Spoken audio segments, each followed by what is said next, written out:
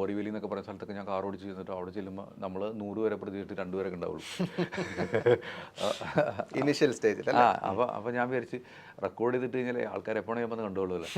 അങ്ങനെ wife record ചെയ്ത് പിടിക്കാൻ തുടങ്ങി, ഷൂട്ട് ചെയ്തിട്ട് തുടങ്ങി. അപ്പോൾ ഞങ്ങൾക്ക് മനസ്സിലായി ഞങ്ങളെ കൊണ്ട് 2 പേരെ കൊണ്ട് പറ്റൂല ഈ സാധനം. അങ്ങനെയാണ് ഞങ്ങളൊരു പ്രൊഫഷണൽസിനെ ഏൽപ്പിച്ച് അപ്പോൾ മണി ടോക്സ് വിത്ത് നിഖിൽ എന്നൊക്കെ പറഞ്ഞിട്ട് തുടങ്ങി. അപ്പോൾ അന്ന് ഞാൻ ഇംഗ്ലീഷിലും പറഞ്ഞു മലയാളത്തിലും പറഞ്ഞു. എൻ്റെ ഇംഗ്ലീഷ് ആൾക്കാർക്കൊന്നും മനസ്സിലായില്ല, അപ്പോൾ മലയാളം ആൾക്കാർക്ക് മനസ്സിലായി. അങ്ങനെ മണി ടോക്സ് ഗ്രോ ചെയ്യാൻ തുടങ്ങിയപ്പോൾ then I understood coming back to Kerala is the best thing. അങ്ങനെയാണ് ഞാൻ ബോംബെയിൽ നിന്ന് വിട്ടിട്ട് കേരളയിലേക്ക് വന്നത്. അത് കഴിഞ്ഞ് പിന്നെ എനിക്ക് മനസ്സിലായി ഈ ബ്രാഞ്ചസിൻ്റെ ഒന്നും ആവശ്യമില്ല. If I have A central place, ഞാൻ വിചാരിക്കണ പോലെ എൻ്റെ ടീം ക്ലയൻസിനോട് വർക്ക് ചെയ്ത് തുടങ്ങും. അല്ലെങ്കിൽ ഡിഫറെൻറ്റ് സ്ഥലത്താണെങ്കിൽ ട്രെയിനിങ്ങും ഇംപ്ലിമെൻറ്റേഷനൊക്കെ ഭയങ്കര ബുദ്ധിമുട്ടാണ്. അങ്ങനെ ഞാനൊരു ബ്രാഞ്ച് മാത്രം വെച്ച് മറ്റുള്ള ബ്രാഞ്ച് എല്ലാവരും ക്ലോസ് ചെയ്തു. എന്നിട്ട് അത് കഴിഞ്ഞിട്ട് ഇപ്പോൾ മീറ്റിങ്ങുകളൊക്കെ കൂടെ ഒരു സൂമിൽ കൂടെയൊക്കെയാണ് നടക്കുന്നത്. അപ്പോൾ മണി ടോക്സിൻ്റെ ഉത്ഭവം എന്ന് പറഞ്ഞാൽ ഈ പറഞ്ഞ ജേണിയാണ്. ഒരു ഞങ്ങൾക്ക് ആളുകളെ പൈസനെ പറ്റി പറയണം, എന്നിട്ട് അവർക്ക് സേവ് ചെയ്യാനും ഇൻവെസ്റ്റ് ചെയ്യാനും എന്തൊക്കെയാണ് മാർഗ്ഗങ്ങളെന്ന് പറഞ്ഞു കൊടുക്കണം. അപ്പോൾ നമ്മൾ വിളിക്കുന്ന സമയത്തൊക്കെ ആൾക്കാർക്ക് നമ്മൾ അവർക്ക് എന്താണോ വേണ്ടത് ആ ലെവലിൽ നമ്മൾ ആൾക്കാർക്ക് പറഞ്ഞു കൊടുത്തിട്ട് ഇൻവെസ്റ്റ് ചെയ്യാനായിട്ടൊക്കെ സഹായിക്കും. ഇതാണ് ബേസിക്കലി നമ്മൾ ചെയ്തുകൊണ്ടിരിക്കുന്നത്. ഒരു അവയർനെസ് ബിൽഡ് ചെയ്യാന്നൊക്കെ ഉള്ളത് അതിൻ്റെ ഒരു ബൈ പ്രൊഡക്റ്റ് പോലെ ഉണ്ടാകുന്ന ഒരു കാര്യം. അപ്പോൾ അതൊരു കൃത്യമായിട്ട് നമ്മൾ ഇപ്പോൾ നമ്മളെങ്ങനെ വെച്ചാൽ ഇപ്പം മണി ടോക്സിന് വേണ്ടിയിട്ട് നമ്മൾ സംസാരിക്കുന്ന ടൈമിൽ ബേസിക്കലി ബ്രിങ്ങിങ് അവയർനെസ്. ആ ടൈമിൽ ബിസിനസ് ഒക്കെ ഒന്നുമില്ല. അതിൽ ഈ സംബൺ നമ്മുടെ ഒരു 90% ആൾക്കാർ just take the information go. ഈ 10% ആൾക്കാരാണ് ശരിക്കും പറഞ്ഞാൽ ഓക്കെ എന്തുകൊണ്ട് ഇയാളെ ഏൽപ്പിച്ചുകൂടാന്ന്. സീരിയസ്ലി അതിലേക്ക് ഇതാവുന്ന അല്ലേ, കണക്ട് ആവുന്ന. ചില ആൾക്കാർക്ക് നമ്മുടെ ആ ബേസിക് ഇൻഫർമേഷൻ കിട്ടി ചിലപ്പോൾ സ്വന്തമായിട്ട് ചെയ്യാനുള്ള കഴിവുണ്ടാവും. So let them be. ഇപ്പോൾ ഇതിലൊരു കാര്യമുണ്ടല്ലോ, നമുക്ക് നോളജ് ഉണ്ടാവണം, നമുക്ക് സമയം ഉണ്ടാവണം, പിന്നെ നമുക്ക് ചെയ്യാനുള്ള റിയൽ ഇൻട്രസ്റ്റ് ഉണ്ടാവണം. ഇതിലേതെങ്കിലും ഒന്നും ഇല്ലയെന്നുണ്ടെങ്കിൽ പറ്റില്ല. ചില ആൾക്കാർക്ക് നോളജ് ഉണ്ടാവും, ഇൻട്രസ്റ്റ് ഉണ്ടാവും, സമയം ഉണ്ടാവില്ല. ചില ആൾക്കാർക്ക് സമയം ഉണ്ടാവും, ഇൻട്രസ്റ്റ് ഉണ്ടാവും, നോളജ് ഉണ്ടാവില്ല. അതെ. ഈ നോളജ് എന്ന് ഉദ്ദേശിക്കുന്നത് വെച്ചാൽ വെറുതെ ഉള്ള അറിവ് മാത്രമല്ല, അതിനുള്ള കറക്റ്റ് ടെമ്പറമെൻ്റ് ഉണ്ടെന്നുള്ളത്. നമുക്ക് ആ ഫിയറിനെയും ഗ്രീഡിനെയും കൺട്രോൾ ചെയ്യാനുള്ള കഴിവുണ്ടെന്നുള്ളത് ഇതും കൂടി നോക്കിയാലേ നമുക്ക് പറ്റത്തുള്ളൂ. എക്സാക്ട്ലി. അപ്പോൾ ഈ ഒരുപാട് കോൾസ് ഒക്കെ ഉണ്ടാവുമല്ലോ, വരാറുണ്ടാവുമല്ലോ. അപ്പോൾ അവർ ഒരു പേഴ്സണൽ അഡ്വൈസ് പോലെയൊക്കെ അങ്ങനെ കൺസൾട്ട് ചെയ്യാറുണ്ടോ? അത് ഇപ്പം ഞങ്ങൾക്കൊരു ടീം ഓഫ് ആൾക്കാരുണ്ട്. അപ്പോൾ അവരുടെ അടുത്ത് ഒരു 1 hour മീറ്റിംഗ് ഒക്കെ എടുത്തിട്ട് സംസാരിക്കാൻ പറ്റും. അവരുടെ ഓരോ ക്ലയൻസിൻ്റെയും ഫിനാൻഷ്യൽസൊക്കെ പറഞ്ഞിട്ട് അതിന് മാച്ച് ചെയ്യുന്ന രീതിയിൽ എന്താണെന്നൊക്കെ ചെയ്തു കൊടുക്കാനായിട്ടൊക്കെ നമുക്ക് പറഞ്ഞു കൊടുക്കാം. അത്തരം കൗൺസിലിംഗ് സെഷൻസ് ഒക്കെ ഉണ്ടാവും. ഒരു ജസ്റ്റ് ഒരു 1 hour മീറ്റിംഗ്. അത് വളരെ നല്ലതാണെന്ന് തോന്നുന്നു അല്ലേ? പലർക്കും അത് അവരുടെ ഒരു ലൈഫ് മാനേജ് ചെയ്യാനായിട്ട് ഇത്തരം ഒരു അഡ്വൈസ് അല്ലെങ്കിൽ ഇത്തരം ഒരു ഈ പറഞ്ഞ നോളജബിൾ പേഴ്സൺ ആയിട്ടുള്ള ഒരാളുടെ അഡ്വൈസ്. അത് ശരിക്കും പറഞ്ഞാൽ ഇപ്പം ഞങ്ങൾ ഈ അഡ്വൈസ് ചെയ്തിട്ട് ചിലപ്പോൾ ചിലർ അത് കഴിഞ്ഞ് നമ്മളോട് തന്നെ ഇൻവെസ്റ്റ് ചെയ്തോളാൻ പറയും. അപ്പോൾ അങ്ങനെയാണെങ്കിൽ അതൊരു ലോങ് ടൈം റിലേഷൻഷിപ്പ് ആയിട്ട് പോകും. ചിലപ്പോൾ ത്രൂ ഔട്ട് ലൈഫ് ആ റിലേഷൻഷിപ്പ് നമുക്ക് തന്നെ അത് ഹാൻഡിൽ ചെയ്യാൻ പറ്റും. അതാണ് കുറച്ചുകൂടി നല്ലത്. കാരണം നമ്മുടെ ഉദ്ദേശിച്ച ആ മീറ്റിംഗിൽ അവസാനിപ്പിക്കാനല്ല നമ്മൾ ഉദ്ദേശിക്കുന്നത്. ആ മീറ്റിംഗ് കഴിഞ്ഞിട്ട് ചിലപ്പോൾ ഒന്നും സംഭവിക്കാനില്ല.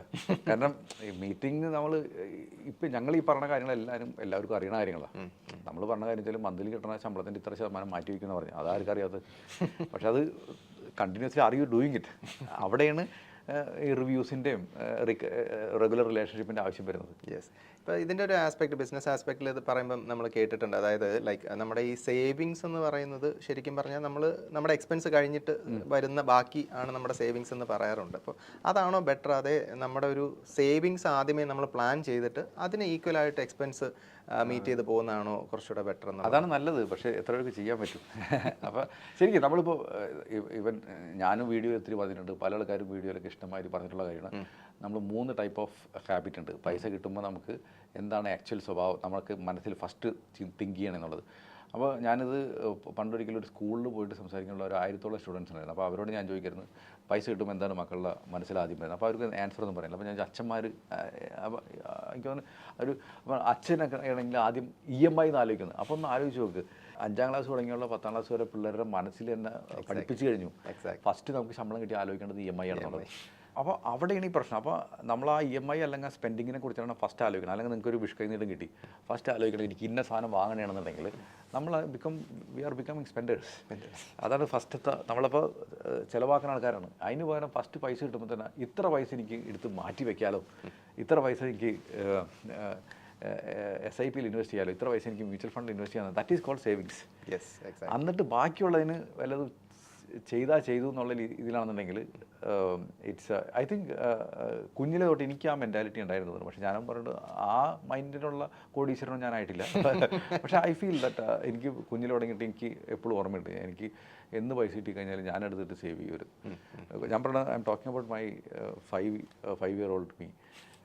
പക്ഷേ ഇൻവെസ്റ്റർ എന്ന് പലപ്പോഴും പറഞ്ഞ കാര്യം നമ്മൾ ഇപ്പോൾ ആൾക്കാർ SIP പോയി കഴിഞ്ഞാൽ ഇൻവെസ്റ്ററായിട്ട് കൂട്ടണം. അതൊന്നും SIP അതല്ല ഇൻവെസ്റ്റർ കൾച്ചർ എന്ന് പറഞ്ഞാൽ. ഇൻവെസ്റ്റർ എന്ന് വെച്ചാൽ you are putting that money to ensure. ഞാൻ കഴിഞ്ഞ ദിവസം എന്നോട് മോള് ചോദിച്ചു, അച്ഛാ എനിക്കൊരു മണി അഡ്വൈസ് തരാൻ പറഞ്ഞപ്പോൾ ഞാൻ മോളോട് വെറുതെ അപ്പം തോന്നിയത് പറഞ്ഞതാണ്. ഞാൻ പറഞ്ഞത് മോൾ കിട്ടുന്ന എല്ലാ പൈസയും മോൾ സേവ് ചെയ്ത് വയ്ക്കുക, എന്നിട്ട് അതിൽ നിന്ന് കിട്ടുന്ന ലാഭം മാത്രം എടുത്തിട്ട് മോൾക്ക് എന്താണ് വാങ്ങേണ്ടത് വെച്ചാൽ വാങ്ങും. അങ്ങനെ ചെയ്യണമെന്നുണ്ടെങ്കിൽ മോൾക്ക് ഐഫോൺ വാങ്ങാം, ഇത് വാങ്ങാം, അത് വാങ്ങാം. But that iPhone should come from your profit. അപ്പോൾ മോൾ പറഞ്ഞു this is good, I think I should follow this. You have to wait അല്ലേ? You have to wait patiently wait and you don't have to wait too much also for this. നിങ്ങൾ on a regular basis you are investing. I think in next 1 year or 2 year onwards you will get that fruit. അവിടെ നിന്ന് തുടങ്ങിയിട്ട് നമുക്ക് എടുത്തിട്ട് even സിമ്പിളായിട്ട് പറഞ്ഞാൽ ഇപ്പോൾ നമുക്ക് എല്ലാവർക്കും ആഗ്രഹമുണ്ട് ഒരു ഐഫോൺ വാങ്ങണം എന്നുള്ള. 1 ലക്ഷം രൂപ വരും. അപ്പോൾ നമ്മൾ ഈ കഷ്ടപ്പെട്ട് 1 ലക്ഷം രൂപ എത്തിച്ചിട്ട് ഇമ്മീഡിയറ്റ്ലി വാങ്ങണേക്കാളും ഭേദം 1 ലക്ഷം എത്തിച്ചിട്ട് അധികം ഒരു 10,000 രൂപയ്ക്ക് ഒരു ചെറിയ ഫോൺ വാങ്ങും. That means your affordability is only that much. അത് കഴിഞ്ഞിട്ട് ഈ ബാക്കി 90,000 രൂപ നിങ്ങൾ ഇൻവെസ്റ്റ് ചെയ്യും. അത് കണ്ടിന്യൂസ് ആയിട്ട് ഇതേമാതിരി ഈ സെയിം എഫേർട്ട് എടുത്തിട്ട് അതിൽ കൂട്ടി ഇൻവെസ്റ്റ് ചെയ്യും. ഒരു 3 കൊല്ലം കഴിയുമ്പോൾ പിന്നെ തുടങ്ങിയിട്ട് എല്ലാ വർഷവും നമുക്ക് വേണമെങ്കിൽ ഫോൺ മാറ്റണമെങ്കിൽ മാറ്റാം, എല്ലാ 3 വർഷം ഐഫോൺ പ്രോഫിറ്റ് എടുത്ത് വേണമെങ്കിൽ വാങ്ങാം. ഇതെല്ലാം നമുക്ക് പറ്റും. എക്സാക്ട്ലി. ആ ഒരു പ്ലാനിങ് ആണ് ഇതിൻ്റെ ഒരു മെയിൻ സംഭവം അല്ലേ? അതെ. ബാങ്കിൽ FDs ഇടുന്നത് ചിലർ പറയാറുണ്ട് അത് വലിയൊരു മണ്ടത്തരമാണ്, ചിലർ പറയാറുണ്ട് ഒരു സേഫ് ഏരിയ ആണ്. മണ്ടത്തരം എന്ന് പറയാൻ കാര്യം നമ്മൾ അത്രയും ഒരു ഇതുകൊണ്ട് നമ്മളൊരു ബാങ്കിന് കൊടുക്കുമ്പോൾ വളരെ തുച്ഛമായിട്ടുള്ളൊരു ഇൻട്രസ്റ്റ്, അതായത് നമ്മൾ വേറെ എന്തെങ്കിലും ഇൻവെസ്റ്റ് ചെയ്യുന്നതിന് പകരം ഇങ്ങനെ ചെയ്യുമ്പം വളരെ തുച്ഛമായിട്ടുള്ള ബാങ്കുകാരാണ് വളരുന്നത്, അതൊരു സോ കോൾഡ് സ്കാം ആണെന്നൊക്കെ പറഞ്ഞ് കേട്ടിട്ടുണ്ട്. അപ്പോൾ അതിൽ എത്രത്തോളം വാസ്തവം ഉണ്ടെന്ന് എനിക്കറിയില്ല. അതിനെക്കുറിച്ച് എന്താണ്? നമുക്ക് എല്ലാവരും വേണം, FD വളരെ നല്ലതാണ്. പക്ഷേ നമുക്ക് എത്രമാത്രം അത് FD വേണം എന്നുള്ളതാണ് നമ്മുടെ ആവശ്യം പറഞ്ഞത്. അപ്പോൾ നമുക്ക് എപ്പോഴും ഇൻവെസ്റ്റ് ചെയ്യുന്ന ടൈമിൽ നമുക്ക് ഓരോരുത്തരും ഓരോ സ്റ്റേജിൽ ആവശ്യങ്ങൾ ഡിഫറൻ്റ് ആണ്. അല്ലാതെ നമുക്കൊരു ലംസം മണി ഉണ്ടെങ്കിൽ അതിൽ എത്ര പെർസെൻറ്റേജ് ഏതിൽ വെക്കണം എന്നുള്ളത് ഡിഫറൻ്റ് ആണ്. അപ്പോൾ ഇതെല്ലാവരും നമ്മൾ മനസ്സിലാക്കിയിട്ട് വേണം നമ്മൾ എപ്പോഴും നമ്മൾ ഇൻവെസ്റ്റ് ചെയ്യാനായിട്ട്. അപ്പോൾ ഇപ്പോൾ ഒരാളെടുത്തൊരു കിട്ടുന്ന ശമ്പളം ആ മാസം തന്നെ തീർന്നു പോകുന്ന ഒരാളാണെന്നുണ്ടെങ്കിൽ ഇനീഷ്യലി FDയോ അല്ലെങ്കിൽ ഡെറ്റ് ഫണ്ടിൽ മാത്രം ഇട്ടിട്ട് ഒരു 6 മാസത്തേക്കുള്ള എക്സ്പെൻസ് അതിൽ മീറ്റ് ചെയ്യുക. അതാണ് എമർജൻസി ഫണ്ട്. അതിന് ഈ FD പോലത്തെ അല്ലെങ്കിൽ ഡെറ്റ് ഫണ്ടേ പാടുള്ളൂ. ഇനി അത് കഴിഞ്ഞിട്ടുള്ള എക്സ്ട്രാ പൈസയാണ് ശരിക്കും പറഞ്ഞാൽ നമ്മൾ മ്യൂച്വൽ ഫണ്ടിലേക്കൊക്കെ നമ്മൾ ആലോചിക്കേണ്ടത്. അല്ലാണ്ട് ഡേ 1 തുടങ്ങിയിട്ട് മ്യൂച്വൽ ഫണ്ടിൽ ഇപ്പോൾ ഒരു സ്മോൾ ക്യാപ്പിൽ അല്ലെങ്കിൽ ഡിഫൻസ് ഫണ്ടിൽ നല്ല റിട്ടേൺ പാസ് പെർഫോമൻസ് ഉണ്ടെന്ന് പറഞ്ഞ് കൊണ്ടുപോയിട്ട് ഇൻവെസ്റ്റ് ചെയ്യലല്ല വേണ്ടത്. അപ്പം ആ ഒരു ഓരോരുത്തരുടെയും റിക്വയർമെൻറ്റ് അനുസരിച്ചിട്ട് നമ്മൾ ചെയ്യാന്നുള്ളതാണ് നമ്മൾ ചെയ്യേണ്ടത്. അതിൽ തന്നെ ഈ ഗുഡ് ഡെറ്റും ബാഡ് ഡെറ്റും ഉണ്ടല്ലോ, ശരിക്കും അതെങ്ങനെയാണ് ഡിഫറൻഷിയേറ്റ് ചെയ്യാൻ പറ്റുന്നത്? ലൈക്ക് ബാഡ് ഡെറ്റ് എന്ന് പറയുന്നത് ആക്ച്വലി നമ്മൾ സാധാരണക്കാർ അങ്ങനെ ചിന്തിക്കാറില്ല എന്ന് തോന്നുന്നു. ഒരു ലെയ്മാൻ തോട്ട് പ്രോസസ്സിൽ ഡെറ്റ് എന്നുള്ളൊൊരു ഐഡിയോളജി മാത്രം. എന്ത് സാധനം നമ്മൾ കടമെടുത്ത് വാങ്ങുന്നു അതിൻ്റെ വാല്യൂ അപ്രീഷിയേറ്റ് ചെയ്യാൻ ചാൻസ് ഉണ്ട്. അങ്ങനെയാണെങ്കിൽ ഗുഡ് ഡെറ്റ്. അല്ലെങ്കിൽ ആ വാല്യൂ ഡിപ്രീഷിയേറ്റ് ആണെങ്കിൽ ഓഫ് കോഴ്സ് ബാഡ്. ഇപ്പോൾ നമ്മൾ അപ്പോൾ അങ്ങനെയാണെങ്കിൽ ഞാനൊരു കാര്യം ചോദിച്ചോട്ടെ, നമ്മൾ FD ഇൻവെസ്റ്റ് ചെയ്യുന്നു എന്ന് പറയുന്നു, അല്ലെങ്കിൽ നമ്മുടെ ആ ഒരു ഇൻവെസ്റ്റ്മെൻറ്റ് അതിന് ഈ ലോങ് ടേമിൽ പോകുമ്പോൾ ഉള്ളൊരു ലൈക്ക് ഒരു ഇൻഫ്ലേഷൻ അതിനെ അഫക്റ്റ് ചെയ്യുന്ന രീതിയിൽ ഇൻഫ്ലേഷൻ ഒട്ടും ബീറ്റ് ചെയ്യില്ല FD ബീറ്റ് ചെയ്യില്ല. ഇപ്പോൾ നമുക്ക് എൻ്റെ അടുത്ത് ഇപ്പോൾ 1 കോടി രൂപ ഉണ്ട്, എനിക്ക് അടുത്ത വർഷം മോളെ കല്യാണം കഴിപ്പിക്കേണ്ടതാണ്. അപ്പോൾ എനിക്ക് കൃത്യമായിട്ട് ഡേറ്റ് അറിയാം, FD ഇട്ടാൽ മതി. അത് തുടരുത്. സ്റ്റോക്ക് മാർക്കറ്റിൽ ഇട്ട് കഴിഞ്ഞാൽ എങ്ങാനും അടുത്ത കല്യാണത്തിൻ്റെ ടൈമിൽ 20% അടിയിലാണെങ്കിൽ എന്ത് ചെയ്യും? അപ്പോൾ വി ആർ ഇൻ ട്രബിൾ. അന്ന് എനിക്ക് എൻ്റെ മോളുടെ കല്യാണം നടക്കാൻ പോകുന്നത് 10 കൊല്ലം കഴിഞ്ഞിട്ടാണ്. അത് FD ഇട്ട് വെക്കണമെന്നില്ല, നേരെ മാർക്കറ്റിലിട്ടോ. അങ്ങനെയാണെങ്കിൽ ഈ 1 കോടി ഇട്ടാൽ മതി, അതിൻ്റെ ലാഭം കൊണ്ട് കല്യാണം നടത്താം. ലാഭം കൊണ്ട് മാത്രം, ക്യാപിറ്റൽ നിങ്ങളുടെ കയ്യിൽ വയ്ക്കാൻ ചെയ്യും. അപ്പോൾ ഇതാണ് നമ്മൾ ആലോചിക്കേണ്ട കാര്യം. ഇൻഫ്ലേഷൻ എവിടെയാണ് സാധാരണക്കാരനെ അഫക്റ്റ് ചെയ്ത് വരുന്നത്? അവൻ്റെ സേവിങ്സിൽ എവിടെയാണ് അത് അഫക്റ്റ് ചെയ്ത്? ഇൻഫ്ലേഷൻ വെച്ചാൽ വളരെ സിമ്പിൾ അല്ലേ ശരിക്കും പറഞ്ഞാൽ. ഇൻഫ്ലേഷൻ 2 ഇൻഫ്ലേഷൻ ഉണ്ട്. ഒന്ന് നമ്മൾ പത്രത്തിൽ കണ്ടഡ് ഇൻഫ്ലേഷൻ, 2 പേഴ്സണൽ ഇൻഫ്ലേഷൻ. ഈ പേഴ്സണൽ ഇൻഫ്ലേഷൻ എന്ന് പറഞ്ഞാൽ എന്താ? ഞാൻ പേഴ്സണൽ ഇൻഫ്ലേഷൻ പറഞ്ഞില്ല. ഞാൻ ബാംഗ്ലൂർ ആയിരുന്ന ടൈമിൽ കല്യാണത്തിന് മുന്നേ ഞാനൊരു പേയിങ് ഗസ്റ്റായിട്ട് PG ആയിട്ട് താമസിച്ചിരുന്നത്. അത് കഴിഞ്ഞ് അന്ന് 2,500 രൂപയാണ് എൻ്റെ റെൻറ്റ് പറഞ്ഞു കഴിഞ്ഞാൽ. ഞാൻ കല്യാണം കഴിഞ്ഞ് പിറ്റേ മാസം കൊണ്ട് ഫ്ലാറ്റ് എടുത്ത് താമസിച്ച് 15,000 രൂപ റെൻറ്റ്. അതാണ് ഇൻഫ്ലേഷൻ. ഓക്കെ, മനസ്സിലായില്ലേ? അതിനു മുന്നേ ഞാൻ ശാന്തി സാഗർ എന്നൊക്കെ പറഞ്ഞ അവിടെ ഹോട്ടൽ ചെയിനുകളുണ്ട്, അവിടെ പോയിട്ട് ഞാൻ ഭക്ഷണം കഴിക്കണത് സെയിം ഹോട്ടലിൽ പോയിട്ട് ഇഡ്ഡലിയും സാമ്പാറും കൗണ്ടറിൽ നിന്ന് പറയും, പുറത്തുനിന്ന് കഴിക്കും. വൈഫിനായിട്ട് പിന്നെ പോയപ്പോൾ ആ സെയിം ഹോട്ടലിൽ തന്നെ സെയിം ഇഡ്ഡലി സാമ്പാർ വൈഫ് പറഞ്ഞ് അവിടെ നിന്ന് കഴിക്കാൻ പറ്റില്ല, അകത്ത് കയറി കഴിക്കണം എന്ന് പറഞ്ഞു. AC റൂമിലിരുന്ന് കഴിച്ചു. ഇഡ്ഡലിയുടെ വില മാറി. That's called inflation.